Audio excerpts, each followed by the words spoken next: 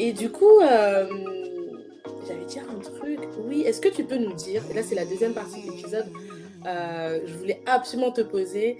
En ce moment, il y a une grosse hype, et pour le coup que j'adore, qui est entrepreneuriat. Je trouve que c'est trop bien Hmm. qu'en France, il y ait de plus en plus de jeunes qui se lancent corps et âme à tenter leur passion, en faire un business. Moi, ça me fait trop plaisir. Euh, mais je voulais savoir comment toi, tu le vis, parce que tu as 23 ans, donc tu es toute jeune. Ouais. Et surtout, est-ce que tu reçois une pression? Le Hmm. contexte de ma question, c'est, j'ai 28 ans, les amis, donc je suis pas toute jeune. Bref, Oh, ça va, ça va, ça je vais m'en va. remettre. C'est en France, il y a des grands influenceurs qu'on adore. Par exemple, je prends la situation, moi je l'aime bien, hein, je précise, mais elle est très, Hmm. enfin, elle est très jeune. Elle n'est pas très jeune, mais elle fait Si, partie des gens elle qui a sont. mon âge. Elle a mon âge. Voilà. Et Hmm. c'est vrai que moi qui ai 28 ans, vous imaginez, quand tous les jours tu vois les listes Forbes, on te met des mecs genre. La dernière fois, j'ai vu un truc d'une nana qui avait 17 ans et Hmm. on te disait, ouais, elle est 17 ans, elle a fait ça. Et toi, t'es en mode, ok, waouh. Ouais, Et je voulais savoir comment toi tu vis en tant que ouais. jeune femme, déjà cette vague entrepreneuriale, parce que tu es dedans, je sais que Hmm. je suis un petit peu ce que tu fais avec le coaching de podcast et tout ça. Hmm. Comment tu le vis et Ouais, quelles leçons en tires-tu? Voilà. ouais. Ouais, ouais, non, non, c'est une très très bonne question et je suis contente d'y répondre. Alors du coup, pour remettre un petit peu les choses en... Voilà, un peu le contexte. Moi, effectivement, depuis, ça fait un an, enfin, oui, on va dire que ça fait, oui, ça fait même un peu plus d'un an, que, effectivement, moi, je veux absolument, enfin, je veux absolument, je suis, voilà, consultante en création et en développement de podcasts. Donc, j'aide en fait les gens à créer leur propre podcast audio et j'adore faire ça. Vraiment, j'accompagne des meufs toute la journée que j'adore. Enfin, c'est surtout des femmes en fait. Et donc, voilà, j'adore ce que je fais. C'était en novembre, j'ai créé ma première formation. Donc, vraiment, j'adore ce que je fais. Maintenant, je suis trop contente que tu me poses la question parce que, bon, déjà, être entrepreneur, c'est difficile. Enfin, je veux dire, c'est quand même. Voilà, il y a vraiment toute cette culture aujourd'hui de.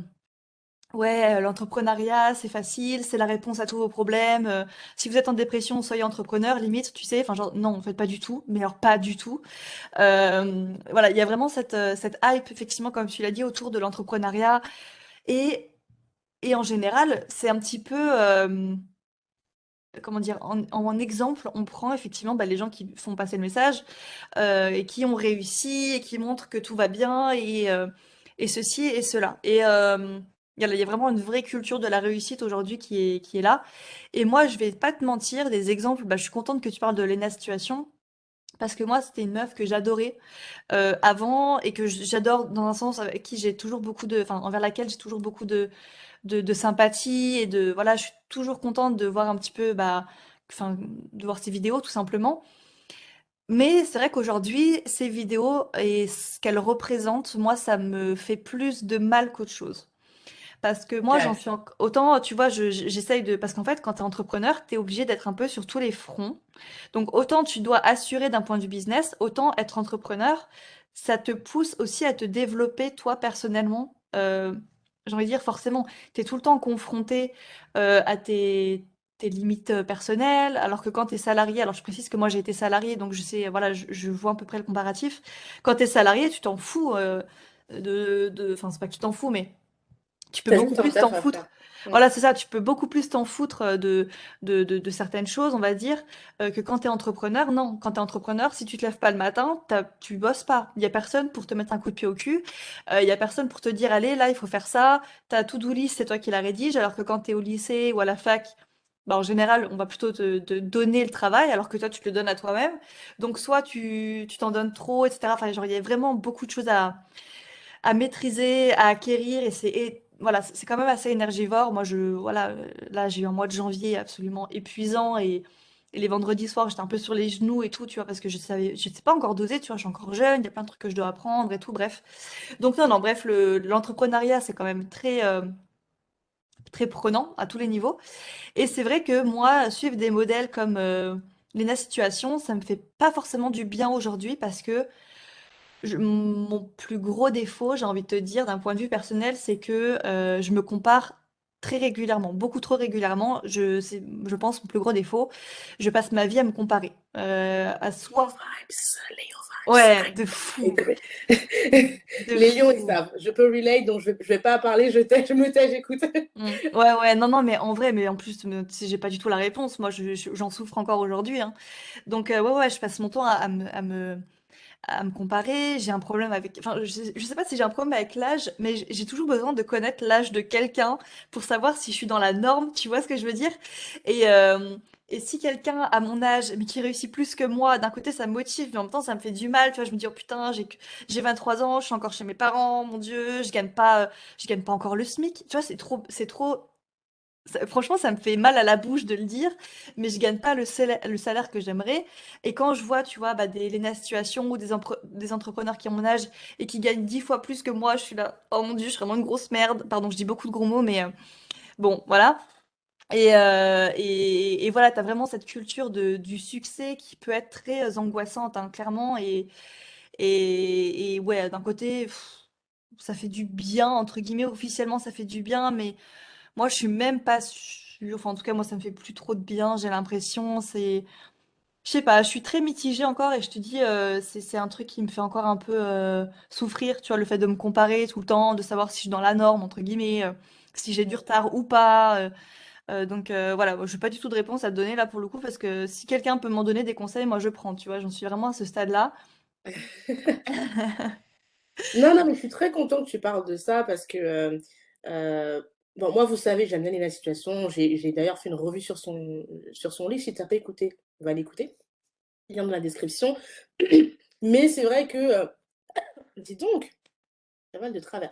Mais c'est vrai que, comme je dis, je suis très contente de cette vague entrepreneuriale parce que je pense que ça peut vraiment être un escape game pour certains qui n'auraient peut-être pas réussi Mm. autrement.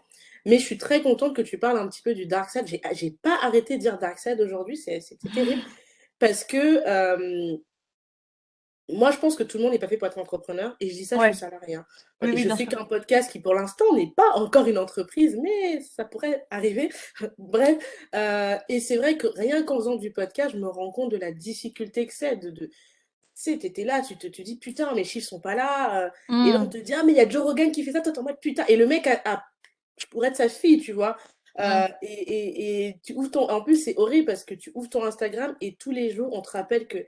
Mais moi, c'est cette histoire de la gamine de 17 ans, et je mm, lui en veux pas. Alors, je précise très bien, ce que je dis là aujourd'hui, je ne vise pas ces personnes-là. Et je mm, suis convaincue dans mon âme et conscience que quand elles succèdent Lena Situation ou allez, quelle influenceuse j'aime bien, Jackie Aina ou Caroline Le Receveur. Je parle des francophones parce que je parle souvent mm, d'américains et on me reproche souvent de ces gens-là. C'est que tu as travaillé et que tu fais bien les choses. Donc, je n'accuse pas ces personnes-là et d'ailleurs, je les suis et je trouve qu'ils font un travail remarquable. Mais c'est vrai que tu as toujours ce truc en toi qui te force à te comparer, tu vois. Et dans mm, le podcast, c'est horrible parce que bah, il y a des podcasts où tu sais qui sont très bons mm, et parfois tu as des podcasts qui sont merdiques mais qui fonctionnent très bien aussi. Enfin, c'est un peu mon problème avec le monde de la création de contenu, mais ça, c'est un autre sujet.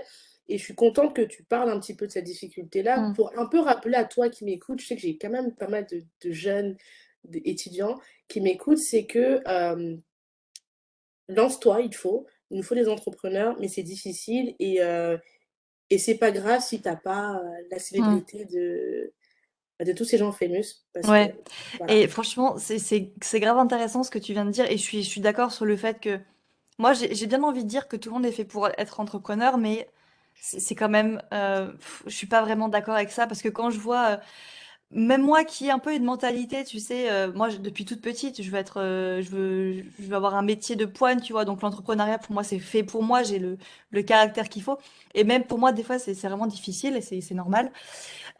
Donc voilà, je serai modérée là-dessus et je te rejoins quand même assez.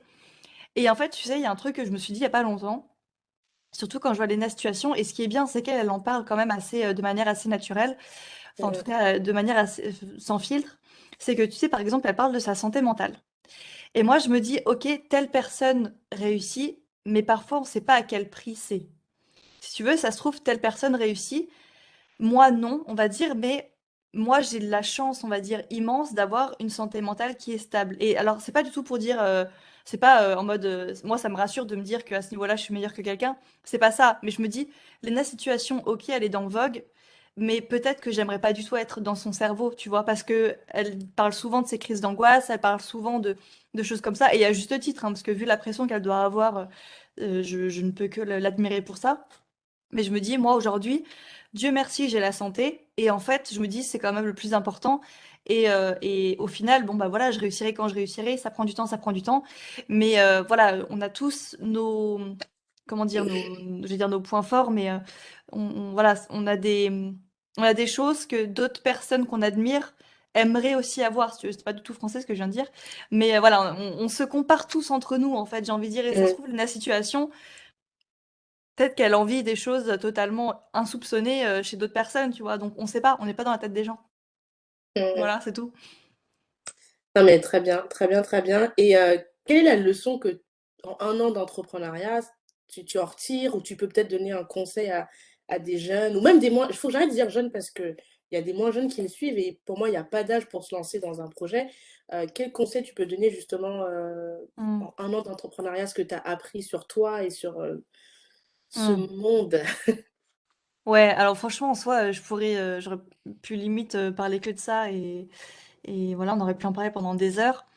J'ai envie de te dire le conseil, je pense, le plus efficace, si vraiment on veut, voilà, conseil, tu veux avancer dans tes projets et tu veux que je te donne un conseil là-dessus, c'est un conseil que je donne aussi à mes clientes hein, dans leur lancement de projets, de podcasts. Bah, c'est justement de faire. C'est un peu bête, mais plus tu fais, plus tu sors ton projet, même s'il est nul. Alors bon, forcément, il faut que ce soit quand même un petit peu, voilà. Mais en fait, tu apprendras beaucoup plus vite en faisant, en sortant le projet et en te rendant compte, voilà, en tirant des leçons de ton expérience, de ce que tu as fait, plutôt que d'attendre tu sais, de fignoler des trucs dont tout le monde s'en fout, voilà, d'être dans le perfectionnisme et au final de pas sortir le projet. T'apprendras jamais comme ça. Donc moi, le seul conseil que j'ai à dire, c'est sortez vos trucs, sortez vos projets, même s'ils sont pas excellents, et vous apprendrez dans tous les cas. Ça, c'est vraiment un truc que je dis vraiment souvent à mes clientes, c'est dans tous les cas, ton podcast, il va évoluer en fait. Donc lance-le maintenant et t'apprendras beaucoup plus vite en fait que si t'attends 6 mois. Que voilà, je pense que t'as compris où je voulais en venir. Mais Mm, voilà, en fait être dans l'action, c'est un des moyens les plus sûrs, selon moi, d'évoluer, évidemment, mais surtout tu vois, d'avoir une histoire à raconter aussi. Tu vois, et de pas tomber dans dans les croyances limitantes parce que tu sais que tu as déjà fait des trucs si tu veux. Donc, je pense que l'action peut régler beaucoup de soucis, je pense. Et voilà, mais encore faut-il se mettre en action. Et même pour moi, ça peut être difficile aussi parfois. Donc, voilà, je pense que c'est le seul conseil que j'aurai. Et puis, voilà, c'est celui qui me vient le plus en tête en tout cas. just do it. Ouais, Cet c'est. épisode n'est pas sponsorisé par Nike, je précise. Mais ok. Et non, mais déjà, je vais quand même te rappeler, tu as 23 ans. Enfin, je sais Hmm. qu'aujourd'hui, quand on dit 23 ans, on dirait qu'on en a 50 parce que Hmm. tout est tellement. C'est Genre, ça. les âges ne veulent plus rien dire, mais t'as que 23 ans, donc chill. Hmm. Et moi, je le dis souvent. J'ai dit dans une room sur Clubhouse cette semaine. Ah, je vais dire un truc, j'ai peur qu'on me. Alors, je veux vexer personne, d'accord? Et je ne souhaite ça à personne, mais tout le monde sera peut-être pas milliardaire ou millionnaire. Et ça, j'ai vraiment envie de le Ouais, dire de parce que fou. je vois souvent des gens parler de Elon Musk. Même moi, je fais cette erreur parfois et Mm. je sais que Mm. je devrais pas, mais on parle souvent de ces gens qui sont littéralement dans la démesure, qui sont milliardaires, qui viennent de background, bref, voilà. Mm. Et tout le monde dit, ouais, je vais avoir l'argent à la Jeff Bezos, Bill Gates, ou bref, vous comprenez un petit peu Ah ouais. l'idée. Les gens, je pense Mm. que tout le monde ne sera pas milliardaire ou Mm. millionnaire et il faut pas se rendre fou pour ça et il faut pas se dire qu'on a raté sa vie parce que merde, je suis pas millionnaire en fait. Peut-être que tu vas Ouais. être, je sais pas, tu auras ton 10 000 € ou 5 000 et tu auras une vie correcte ou même Mm. très bien Mais c'est ça, et that's fine. Et ça, c'est vraiment un truc que je voulais rappeler. de fou. Et voilà, Et je juste. suis entièrement d'accord avec toi là-dessus. Franchement, et ça, c'est un truc que même moi, j'ai un peu du mal à m'avouer parce que encore une fois, depuis que je suis petite, moi, je sais pas pourquoi, je dis tout le temps à mes parents plus tard que je serai riche et tout. Genre, je sais pas trop pourquoi, ouais, d'où ça me vient ce truc, C'est un mais truc de lion, ça. ouais, peut-être aussi, j'en sais rien, mais ouais, non, mais vraiment, tu vois.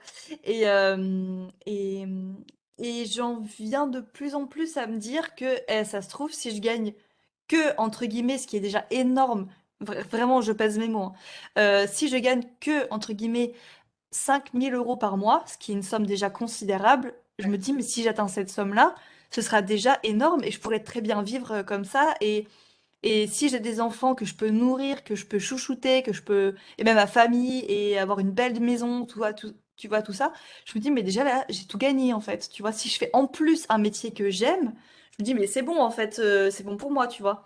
Donc oui, c'est clair que et en fait, j'ai envie de te dire, moi, je sais même pas si aujourd'hui je vise le million, je crois pas, tu vois. Je veux juste, genre, une bonne santé mentale, une bonne santé physique, une belle maison, parce que vraiment, j'adore la décoration d'intérieur, tout ça.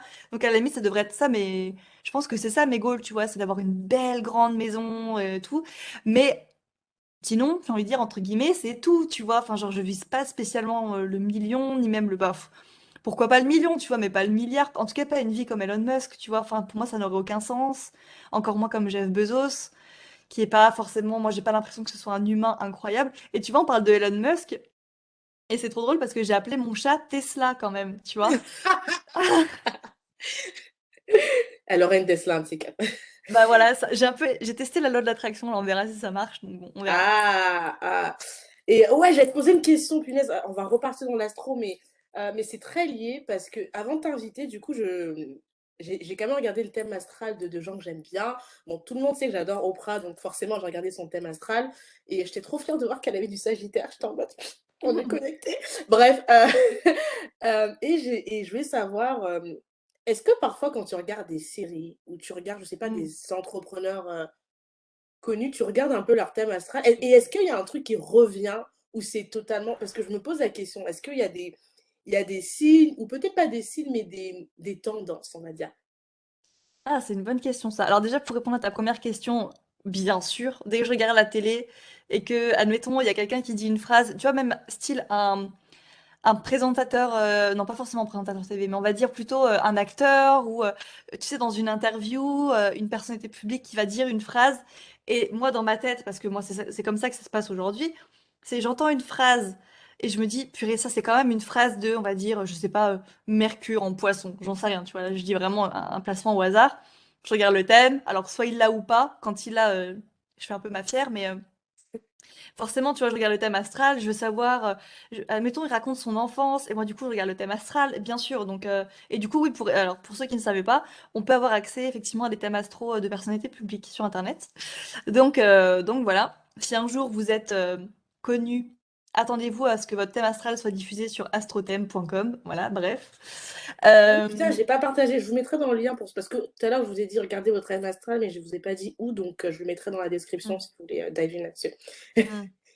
Ouais, et du coup, pour répondre à ta question, est-ce qu'on voit les mêmes, enfin, est-ce qu'on voit des placements particuliers pour tout ce Bah, en fait, ça dépend de quoi on parle, en fait. Parce que soit on parle effectivement de beaucoup d'argent. Admettons, on prend bah, Bill Gates, par exemple. Bon, je vais pas rentrer Ouais. dans les détails des placements, mais typiquement, on va avoir certains placements, oui, à certains endroits particuliers du thème. Mais si on regarde le thème astral bah, j'allais dire de Britney Spears, mais alors elle a un placement en commun avec justement Bill Gates au niveau de l'argent, donc c'est quand même très intéressant. Mais tu vois, ils vont pas du tout se dire qu'ils ont le même placement. Enfin, ils ont tous les deux, je crois, Jupiter en maison 2. Bon, je fais pas de détails, mais ils vont pas du tout le vivre de la même manière, tu vois. Limite, Britney Spears, elle s'est fait voler toute sa fortune. Et dans son Ouais. thème astral, c'est totalement, enfin, c'est plus du tout les mêmes influences. On va pas le voir de la même manière, etc. Donc là, c'est vraiment pour ce cas précis-là. Mais typiquement, est-ce qu'on parle de reconnaissance publique? Mais ça ne veut pas forcément dire que les gens vont gagner beaucoup d'argent. C'est Mm. un peu bête à dire, mais tu as des gens qui sont connus dans le monde entier, mais pas du tout pour leur argent, quoi, si tu veux, enfin, qui gagnent pas forcément d'argent derrière. Par contre, tu as des gens qui sont pas du tout connus, mais qui vont gagner beaucoup d'argent. Tu as des gens qui vont gagner beaucoup d'argent et dans leur thème astral, on va voir que c'est lié, je sais pas moi, à un héritage, par exemple. Encore une fois, on va pas du tout voir les mêmes choses. Ou bien que c'est suite à un coup de chance, entre guillemets, je sais pas, le loto par exemple, encore une fois, on va pas du tout voir les mêmes choses.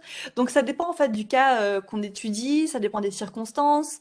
Et puis justement, le thème astral va nous parler de ces circonstances-là, en l'occurrence. Et, euh, et voilà, donc en fait, si tu veux, tout dépend de qui on étudie, de comment et sous quel prisme et de la question. Il faut toujours être précis au niveau des questions hein, quand on parle d'astrologie. Mm. Euh, et puis encore plus dans les réponses. Donc, bah écoute, voilà, tout dépend de la personne, en fait, j'ai envie de te dire. OK. Mais par contre, parce qu'on a enfin, Constance et moi, j'ai posé quand même des questions un peu, Mmh. un peu, voilà, pour casser l'astro, mais j'avais vu un article où, Warren Buffett, je crois, disait qu'il croyait en l'astrologie. Mmh.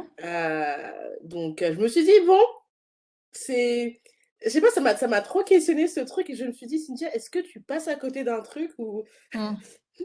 Non, non, mais ça, moi, ça m'étonne pas spécialement. Effectivement, bien sûr, l'astrologie, c'est un outil de ouf. Et moi, je vais pas te mentir, moi, j'utilise l'astrologie. Alors là, je suis dans le rôle, je suis avec ma casquette entrepreneur.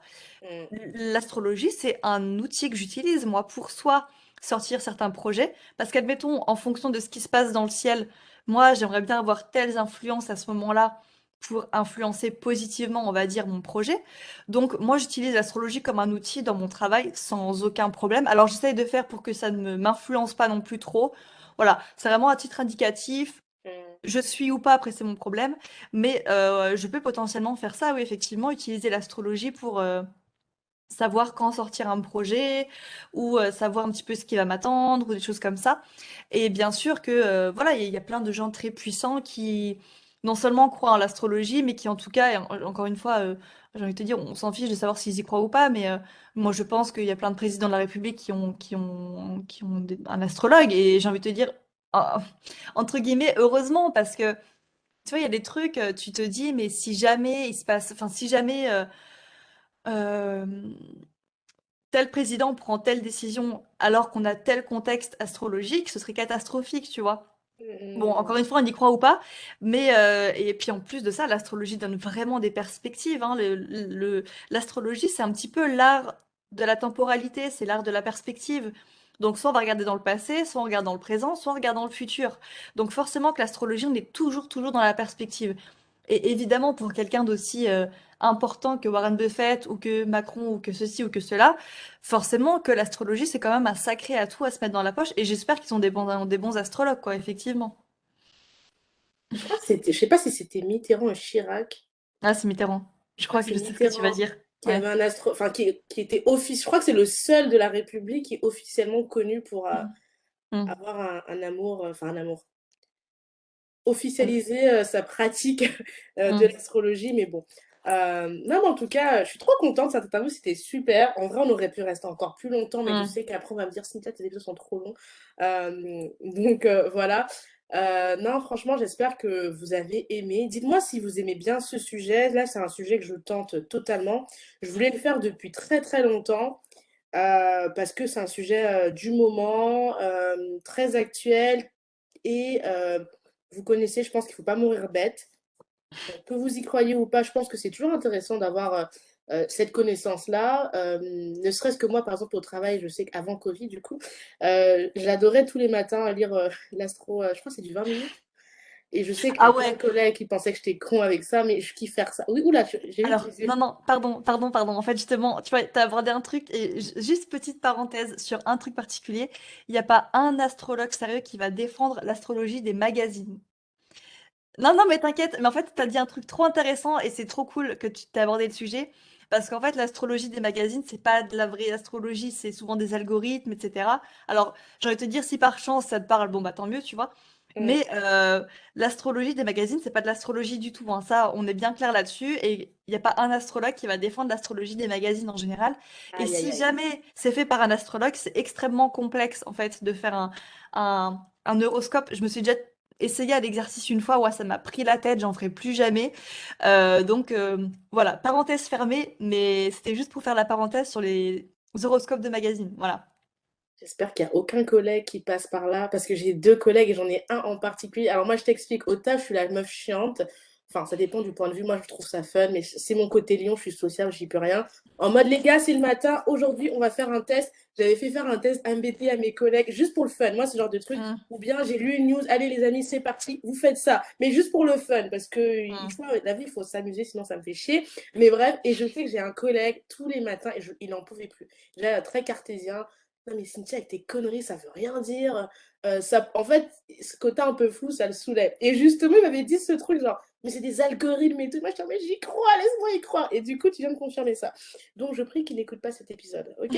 Euh, mais voilà, non, plus sérieusement, je trouve que avoir la connaissance basique sur l'astrologie, c'est cool déjà pour avoir des sujets de discussion, premièrement. Mmh. Et je trouve que quand tu connais ne serait-ce que bah, le signe solaire et ascendant, bon, lunaire, c'est rare que tu l'aies, sauf si les gens vraiment Mmh. ils t'en parlent, mais solaire, tu peux l'avoir très rapidement. Je trouve que tu sais comment parfois moduler avec les gens. Mmh. Tiens, Ouais. typique, moi j'attire que des scorpions. Mais Ouais. vraiment, et pourtant, c'est pas censé se passer. J'attire que des scorpions et que des introvertis. C'est mes mecs, mais dans mes amis, mais je ne sais pas pourquoi. C'est genre, je ne comprends pas. C'est pas logique. Pourtant, Ah, mon c'est thème, intéressant. bah, tu vois, et je ne comprends pas. Genre, et les gens avec qui je m'entends très bien, généralement, ils ont des signes comme ça, tu vois. C'est. Mmh. Ah bah, c'est intéressant, ouais, ouais, c'est vrai. Et tu vois, pour te raconter un petit truc, tu vois, tout à l'heure, je te parlais des en fait, du côté de ma mère, j'ai que des sagittaires, mais genre vraiment. Et du Yeah! côté donc forcément, je ne peux que les aimer. Et du côté de mon père, j'ai appris ça il y a pas longtemps en étudiant les thèmes astro, et cetera, de mes grands-parents, de mes cousins, de mes tantes, tout ça. Et je me suis rendu compte que de l'autre côté de la famille, il y avait que des balances. Donc, tu vois, c'est marrant de retrouver un peu, je sais pas si, bon, parmi vous, il y en a qui sont assez calés en astrologie pour faire un petit peu le test, mais c'est vrai que dans certaines, enfin, dans beaucoup de familles, dans même presque toutes les familles, il y a un petit peu une espèce de d'héritage astrologique qui se transmet, et c'est assez intéressant du coup, parce que c'est comme s'il y avait un espèce de flambeau un peu à, soit à soigner, entre guillemets, enfin un truc à soigner, soit un flambeau un petit peu à, à faire, à transmettre quoi, tout simplement. Donc ouais, ouais, ça m'étonne pas du tout qu'on retrouve un peu tout le temps les mêmes, signes autour de nous et c'est ouais, c'est super intéressant à observer, ouais, tout à fait. Mais t'as raison parce que ma mère, elle est Lion, mais Lion juillet, ma sœur est Sagittaire. Mon Mmh. frère, il est 14 février, donc poisson. Non, pas poisson. C'est quoi avant le poisson? C'est Euh, Bélier. il est bélier. Donc Donc, c'est que trois des signes signes de de feu. feu. Que Ouais. des signes de feu. Et franchement, c'est explosif. Ah C'est bah, tu explosif. m'étonnes. Mais ouais, ouais, ok, bah c'est cool. C'est cool, c'est cool. Bah, en tout cas, merci. Merci pour ton temps, Constance. C'était vraiment top. J'espère que vous avez kiffé cet épisode. Je vous mettrai mon top 3 des épisodes que j'ai préférés de Constance. Comme ça, vous irez regarder. Mais franchement, si vous voulez creuser sur les maisons, c'est top. Sur la Lune, la Vénus, c'est Mmh. vraiment bien fait. Moi, petit conseil, prenez votre thème astral devant les yeux. Mmh. Comme ça, enfin, moi, c'est ce qui m'a aidé à comprendre un peu mieux mon thème, même si je vous avoue qu'il faudrait que j'aille voir un astrologue. Mais comme je vous dis, je suis un peu trop Mmh. superstitieuse pour avoir ce courage-là, Mmh. peut-être un jour. Et je vous assure, vous comprenez vraiment tout. C'est très simple. Il faut avoir un peu de temps et c'est fun. Donc, vraiment, allez écouter. Et les épisodes sur les dérives, ben, forcément, je vous le mettrai Mmh. parce que c'est mes préférés. Donc, Mmh. voilà. Ce qui est frustrant avec tes épisodes, c'est que du coup, bah, on en veut plus. Et du coup, on est enfin en mode. Tu sais, à la fin, quand c'est fini, on est en mode, mais c'est déjà fini. Ah ouais? Ah, c'est trop drôle. Ouais! Parce qu'en fait, moi, quand j'ai écouté, je t'ai écouté en été 2021, donc du coup, j'en ai vraiment Mmh. écouté beaucoup. J'ai vraiment enchaîné. En une semaine, je crois que j'en Ouais. avais écouté 5-6 Ah, quoi. c'est toi le pic, d'écoute que j'ai vu? Ah non, je plaisante. Non, franchement, été 2021, j'ai abusé. Enfin, vraiment, c'était comme une drogue. J'écoutais et j'écoutais plein d'autres podcasts d'astro, du coup. Mais toi, t'es vraiment revenu parce que j'aimais bien, tu prends le temps. Mmh. Moi, je suis quelqu'un, j'ai besoin de temps pour Mmh. assimiler. Et du coup, j'avais vraiment écouté. Et après, bah, c'était fini, quoi. Et là, quand t'as mis sur Insta, je sors un épisode, j'étais en mode, meuf, t'es où depuis? Genre, on attend tes épisodes, Ouais. genre. Ouais, c'est vrai, Euh, j'ai pris du temps, j'ai fait une petite pause là. Bon, je reviens parce que là, en ce moment, j'ai un petit coup d'inspiration. Donc, il y a eu deux, il va y avoir deux épisodes qui sortent là à 2 semaines, enfin en 2 semaines. Mais ouais, bah écoute, bah, trop contente que ça t'ait plu. Et petit dernier tout petit tips pour ceux qui, voilà, peut-être parce qu'on a donné beaucoup d'informations. Admettons, si vous voulez commencer à étudier votre thème astral et vous me dites, ok, par quoi je commence? Parce que là, c'est un peu le bordel. Et c'est vrai, c'est le bordel. Bon, une fois que vous savez votre signe solaire, que vous savez votre ascendant, il y a de fortes chances pour que les deux ne vous parlent peut-être pas forcément. Donc, la chose à étudier qui vous parlera, je pense, beaucoup plus, c'est votre signe lunaire. Voilà, c'est la prochaine étape si vous voulez étudier votre thème astral, c'est d'étudier le signe lunaire. Voilà, c'était la petite indication de fin d'épisode. Mais en tout cas, moi, j'ai trop adoré faire cet épisode. C'était trop intéressant. J'ai adoré la discussion. Cool, cool, cool. Et pour ceux bah, pour les podcasteurs qui veulent se lancer, qui veulent voilà, il y a aussi Constance moi je te suis surtout aussi bah, pour l'astro parce que je kiffe, mais j'aime bien tous les tips que tu donnes Mm. sur le podcast parce que bah, ça bouge et je pense qu'on n'a jamais assez de podcasts, en tout cas dans la francophonie, donc Mm. voilà, voilà, voilà. Je vous dis à la semaine prochaine pour un nouvel épisode. Comme d'habitude, si vous avez aimé, ben, vous le partagez, hein. Quand on aime, on partage. Vous me faites un retour avec les 5 étoiles sur Spotify, les 5 étoiles sur Apple pour la team Apple, petit commentaire sur YouTube. Vous pouvez aussi vous abonner à la newsletter du podcast. Vous avez toutes les infos dans la description. Ceux qui veulent être mécènes, vous avez également la possibilité. Hein, tout est dans la description. Et on se dit à très vite. Bye! Salut! J'ai bravé les dangers, j'ai traversé les eaux. J'ai marché sur la braise pour caresser ta peau. Je promets de te construire un château dans les ciels et d'arrêter le temps pour que notre histoire soit éternelle. D'affronter tous les obstacles, les tempêtes, les cyclones, de combattre et d'abattre les cerbères, les cyclopes. Pour te chanter des mélodies que tu seras seul à entendre. Je t'inventerai un langage que tu seras seul à comprendre. Tu es le spectre de ma vie, tu hantes mes jours, mes nuits, l'objet de mes rêves, le théâtre de mes envies. Je déplacerai des montagnes, je décrocherai la lune. Pour qu'enfin ta vie et la mienne ne fassent qu'une. Quel est donc ce sortilège? Je suis comme prise au piège de mon amour pour toi, car ta beauté ma siège. Je t'offrirai des pierres précieuses et des rivières de diamants. Je pourrais freiner mes envies, tu m'attires comme un aimant, un aimant, un aimant.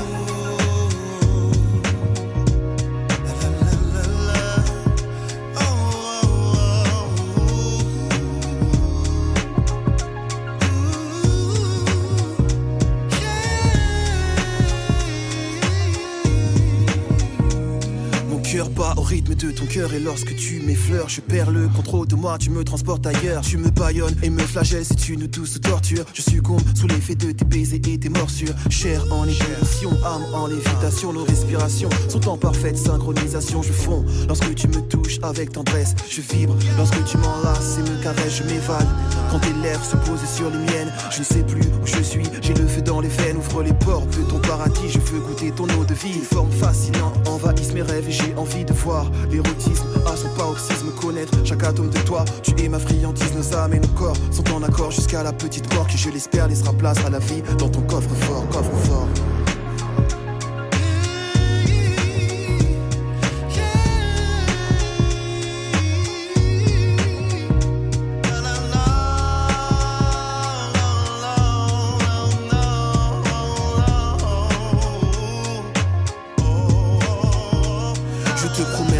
Dévotion, fidélité, affection, dissiper tes craintes, apaiser tes appréhensions, te soigner tes blessures et t'effacer tes peines, car l'amour est le seul vaccin face à la haine. Nos chakras et énergies sont en synergie, en accord avec les principes que l'univers régit. Je suis en paix, car j'ai trouvé l'autre moitié de moi-même. Je t'adore comme une muse et te vénère comme un totem. Fusion et connexion entre l'enveloppe et l'esprit. Union et communion, ressens-tu cette harmonie? Un halo de lumière entoure ta beauté crépusculaire pour souligner ta beauté et tes traits. C'est spectaculaire. Jamais je n'aurais cru pouvoir m'accomplir ainsi. Trouver une personne qui donne un sens à ma vie, car enfin tu m'appartiens et je t'appartiens. Le pouvoir d'amour a choisi de croiser nos chemins, nos chemins. Yeah. Le pouvoir de l'amour est plus fort que l'amour du pouvoir, du pouvoir, du pouvoir. Car l'amour est le seul vaccin face à la haine. Le pouvoir de l'amour est plus fort que l'amour du pouvoir.